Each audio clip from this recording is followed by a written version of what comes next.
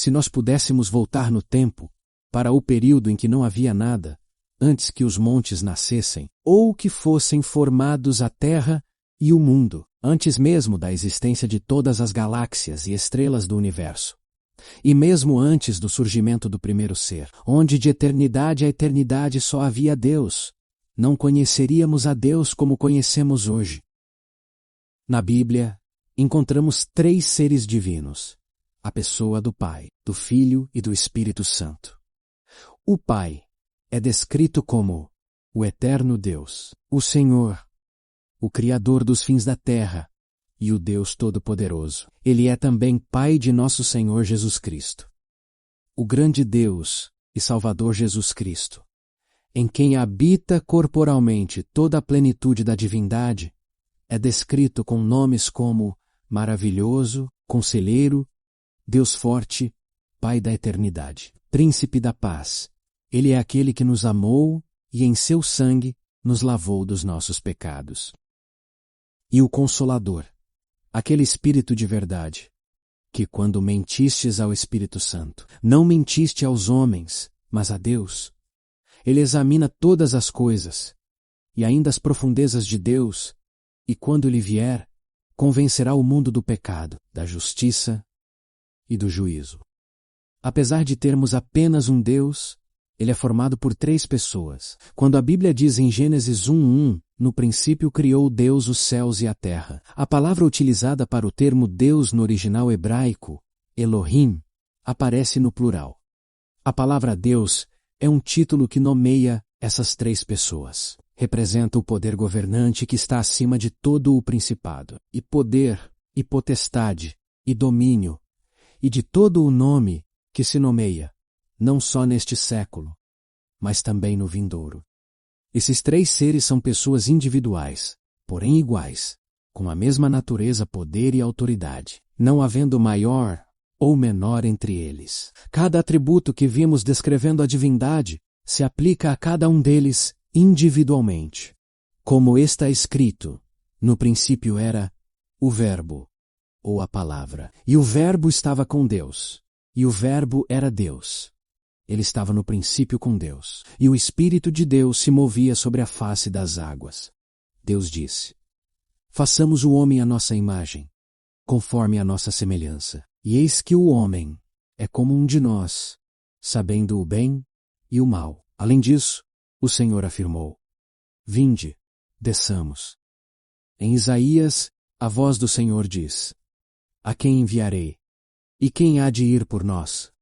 E finalmente, o Verbo se fez carne e habitou entre nós, e vimos a sua glória, como a glória do unigênito do Pai, cheio de graça e de verdade. É assim que conhecemos o Deus das Escrituras na eternidade, antes da criação de todas as coisas e do surgimento do primeiro ser, quando ainda não havia matéria, apenas Deus, um Deus infinito, com atributos infinitos em um espaço igualmente infinito, sem limitações, sem seres finitos, somente Deus, com a plenitude de seu ser, tão grande que os céus e o céu dos céus não o podem conter, e que declara: esconder-se-ia alguém em esconderijos, de modo que eu não o veja? Porventura não encho eu os céus e a terra? Assim era Deus antes que os montes nascessem, ou que tu formasses a terra e o mundo, mesmo de eternidade a eternidade. Tu és Deus. Nesse período, o Pai não era conhecido como Pai, nem o Filho ou o Espírito Santo. Apenas os 3 seres existiam. Quanto aos seus nomes, não se sabe. Deus não os revelou, pois as coisas encobertas pertencem ao Senhor nosso Deus, mas as reveladas nos pertencem a nós e a nossos filhos para sempre. Na eternidade, depois de criar o cenário da vida, Deus não trouxe à existência seres infinitos como Ele. Deus não foi criado, e Deus não cria Deus. Ele não passou a existir. Sempre existiu, ao contrário de suas criaturas. Esses seres criados têm limitações. Não possuem os mesmos atributos, que são prerrogativas apenas divinas. Um ser criado não é onisciente, onipotente ou mesmo onipresente. Desde o mais poderoso serafim ao menor verme existente. Eles têm sua origem e existência dependente do poder divino. São seres finitos, num espaço infinito perante um Deus infinito. Todos eles são como se fosse uma pequena tampa de garrafa com água perante o grande oceano, um grão de poeira cósmica a vagar no espaço, assim como nós somos. Desde o princípio, Deus teve que adaptar-se para lidar com as limitações dos seres finitos que viriam a existir. Cada uma das 3 pessoas divinas assumiu funções distintas para criar, sustentar e se relacionar com esses seres. Um ser criado não possui vida própria, pois somente Deus é aquele que tem ele só, a imortalidade. Assim, uma das pessoas divinas assumiu o papel de criador, mantenedor e doador da vida. Conectando-se à sua vida, ele garantiria a existência de todos os seres criados, desde o menor até o maior. Essa pessoa se tornaria o mantenedor de toda a matéria, animada e inanimada, servindo como a referência da grandeza e plenitude de Deus. Ele é aquele a quem todos amarão, adorarão e reverenciarão, o centro do universo. Assim, ele se tornou conhecido como Deus o Pai, de quem é tudo e para quem nós vivemos, o Deus Todo-Poderoso, que domina eternamente pelo seu poder. Ao contemplar o Pai, todo ser temeria e o respeitaria, recolhendo-se à sua insignificância. Como está escrito ao Senhor dos Exércitos: a Ele santificai, e seja Ele o vosso temor, e seja Ele o vosso assombro. Mas o que sentiria uma criatura finita e pequena ao contemplar um ser cujas as nações são consideradas por ele como um pingo que cai de um balde e como coisa que não é nada? A resposta é simples. Ouvi a tua voz e fiquei com medo e me escondi. Não fale, Deus, conosco, para que não morramos. Como pode um ser tão grande se aproximar de seres tão pequenos e ser amado e adorado, ao invés de temido e evitado? Porque no amor não há temor. Antes, o perfeito amor lança fora o temor, e o que teme não é perfeito em amor. Para que fosse possível se relacionar com os seres que criou, Deus teve que se esconder. Ao falar sobre isso, Lutero escreveu: o homem usa máscaras para se esconder, mas Deus tem de usar máscara para se revelar. Certa vez, um menino ganhou de seu pai um pequeno aquário, e juntos, trouxeram um lindo peixinho para colocar dentro. O menino ficou observando o peixinho, esperando estabelecer um bom relacionamento com ele. No entanto, sempre que a criança se aproximava, o peixinho fugia e se escondia. Decepcionado, o menino foi se queixar ao pai. Papai, não sei como fazer o peixinho parar de ter medo de mim e entender que só quero o seu bem. Quando falo, ele se assusta. Quando coloco comida, acha que estou agredindo. O que posso fazer para que ele se aproxime em vez de fugir? Como posso mostrar que o amo? O pai respondeu: você é grande demais para ele, meu filho. Existe apenas uma maneira de ele te entender e perder o medo. Você precisa se tornar um peixinho pequeno como ele e entrar no aquário. Assim, poderá falar a linguagem dele e não haverá mais temor. Vocês poderão então se relacionar. Embora o menino não pudesse fazer isso, Deus tinha esse poder. E esse foi o caminho que ele escolheu para tocar o coração de suas criações.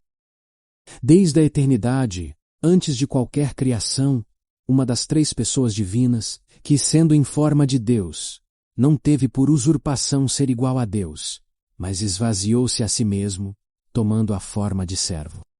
Ele tornou-se a imagem do Deus invisível, o resplendor da sua glória, e a expressa imagem de sua pessoa. Seu nome era Miguel, o Grande Príncipe, que significa aquele que é como Deus.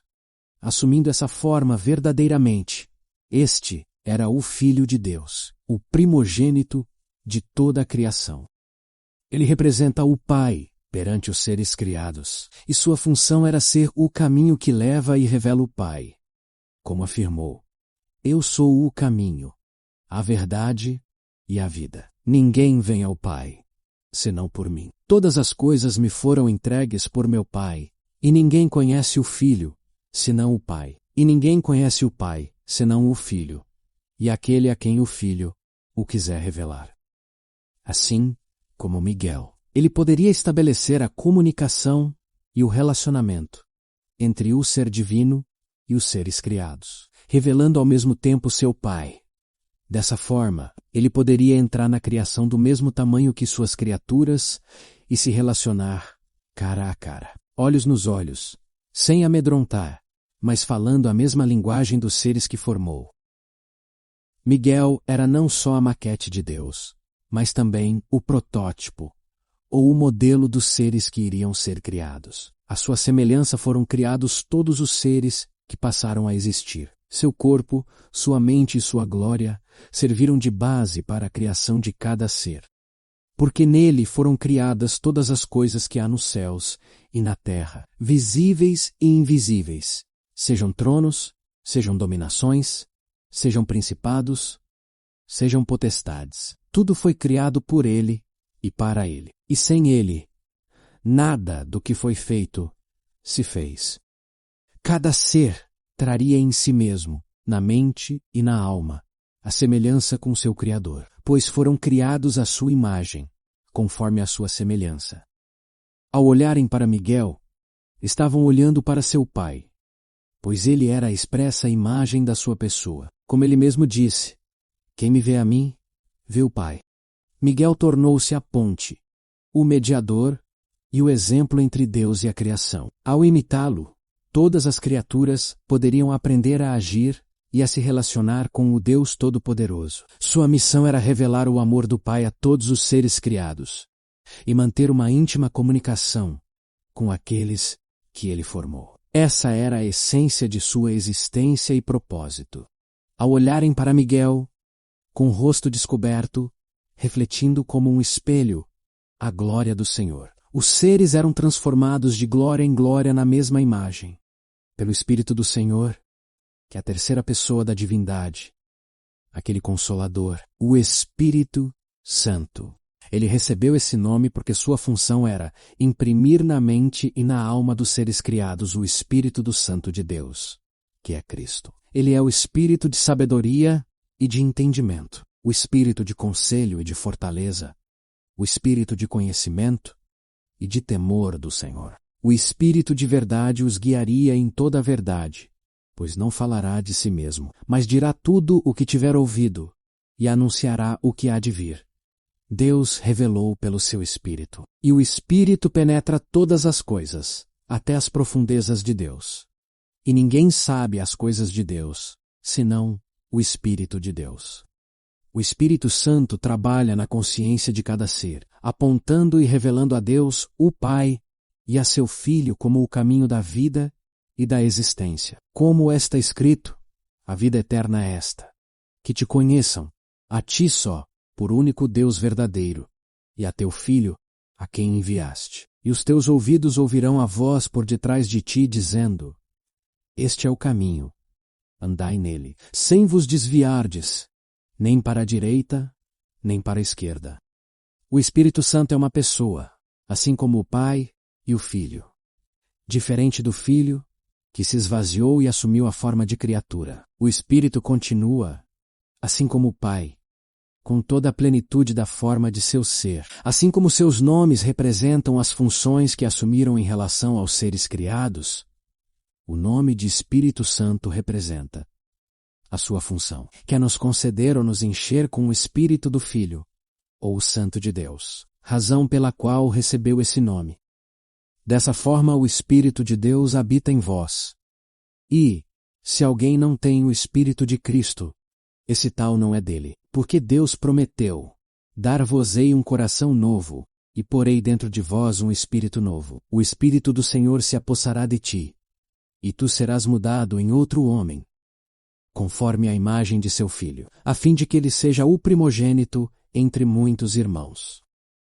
Quase todas as referências bíblicas ao Espírito estão relacionadas com o que ele faz agindo na criatura, como está escrito. O fruto do Espírito é amor, alegria, paz, paciência, delicadeza, bondade, fidelidade, mansidão, domínio próprio, e receberam o Espírito Santo. E todos foram cheios do Espírito Santo, e anunciavam com ousadia a palavra de Deus. Quanto à sua personalidade, o Espírito habita e ensina, testifica e convence, guia e glorifica, envia e proíbe, ordena e impede, convoca, delega e intercede, fala e apela. O Espírito não se preocupa em chamar atenção para si ou exaltar a si próprio, porque essa não é sua função, mas sim ao Pai e ao Filho. Como o próprio Filho disse, o Espírito não falará de si mesmo, mas dirá tudo o que tiver ouvido, e anunciará o que há de vir. Ele me glorificará, porque há de receber do que é meu, e vô-lo há de anunciar. E a todo aquele que disser uma palavra contra o Filho será perdoada. Mas ao que blasfemar contra o Espírito Santo, não lhe será perdoado. E o Espírito é o que testifica, porque o Espírito é a verdade. Porque 3 são os que testificam no céu: o Pai, a Palavra, ou o Verbo, e o Espírito Santo. E estes 3 são um.